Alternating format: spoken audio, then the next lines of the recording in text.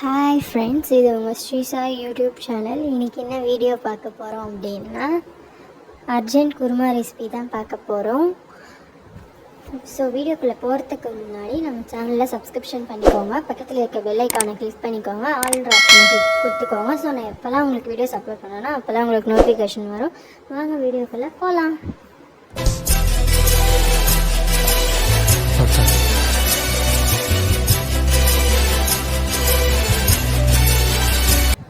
இப்போ ஃபஸ்ட்டு தேங்காய் அரை மூடி திருவி எடுத்துக்கோங்க. சோம்பு அரை டீஸ்பூன் எடுத்துக்கோங்க.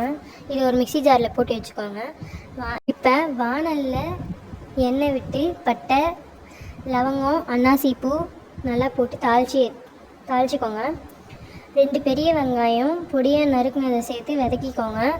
1 டேபிள் ஸ்பூன் இஞ்சி பூண்டு பேஸ்ட்டு, 3 பெரிய தக்காளி சேர்த்து நல்லா வதக்கிக்கோங்க. அரை டீஸ்பூன் மஞ்சள்தூள் சேர்த்து நல்லா வதக்கி எடுத்துக்கோங்க. இப்போ வதக்கினதை கொஞ்சமாக இப்போ ஜாரில் தேங்காய் துருவலும் அரை டீஸ்பூன் சோமும் போட்டு வச்சுக்க சொன்னால அதில் வதக்கினதை கொஞ்சமாக எடுத்து போட்டுக்கோங்க. எடுத்து போட்டு நல்லா சேர்த்து அரைச்சி எடுத்துக்கோங்க. இப்போ வாணலில் 1.5 டீஸ்பூன் மிளகாய்த்தூள் சேர்த்து வதக்கிட்டு 2 டம்ளர் தண்ணி ஊற்றிக்கோங்க. உப்பு சேர்த்து நல்லா கொதிக்க விட்டுருங்க. இப்போ அரைச்ச அந்த தேங்காய் பேஸ்ட்டு விழுத சேர்த்து